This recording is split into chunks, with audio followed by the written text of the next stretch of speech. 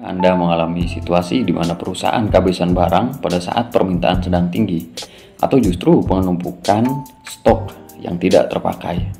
Nah, masalah ini sangat umum terjadi pada dunia industri. Untuk itu, di video kali ini kita akan membahas bagaimana cara mengatasi tantangan stok berlebih ataupun kehabisan barang melalui metode pengendalian persediaan modern, sebuah solusi yang cerdas yang tidak hanya efisien tapi juga berbasis teknologi. Nah, banyak perusahaan menghadapi tantangan besar dalam mengelola persediaan. Dua masalah yang sering muncul dalam tantangan ini adalah overstock atau terjadinya penumpukan barang. Nah, yang kedua adalah stock out, yang dimana justru barang yang dibutuhkan malah kurang atau habis. Kedua masalah ini bisa berdampak besar bagi operasional dan juga keuangan perusahaan. Oleh karena itu, diperlukan pengendalian persediaan yang adaptif, efisien, dan modern agar perusahaan bisa tetap kompetitif di era yang serba cepat ini. Tujuan dari presentasi ini ada 3. Yang pertama, menjelaskan dampak dari overstock dan stock out. Kedua, mengungkapkan penyebab umum dari kedua masalah tersebut. Dan ketiga, memaparkan strategi pengendalian persediaan modern yang diterapkan. Baik, selanjutnya ada dampak overstock dan stock out. Sekarang kita bahas terlebih dahulu dampak dari overstock atau kelebihan persediaan. Yang pertama, biaya penyimpanan otomatis meningkat karena barang menumpuk di gudang. Lalu yang kedua, penumpukan ini juga menyulitkan rotasi stok terutama untuk barang dengan masa simpan terbatas. Yang ketiga, resiko kerusakan atau kedaluarsa pun jadi lebih tinggi. Yang keempat, modal kerja perusahaan jadi tertahan dalam beban. Baik, untuk selanjutnya strategi mengatasi overstock dan stock out. Yang pertama, gunakan sistem forecasting berbasis data untuk memprediksi permintaan secara akurat.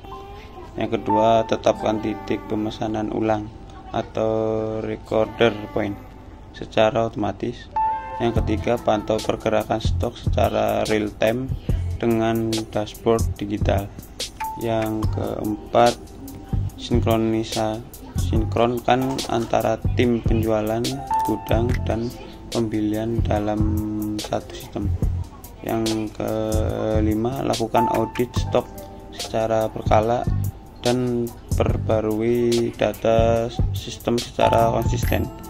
Selanjutnya, tantangan implementasi dan cara mengatasinya beserta manfaat pengendalian persediaan modern. Yang pertama, tantangan dengan cara mengatasinya. 1. Biaya awal implementasi cukup besar, fokus pada keuntungan jangka panjang. Yang kedua, SDM belum terbiasa dengan sistem baru, adakan pelatihan dan pendampingan. Yang ketiga, sistem lama sulit diintegrasikan, lakukan perubahan secara bertahap.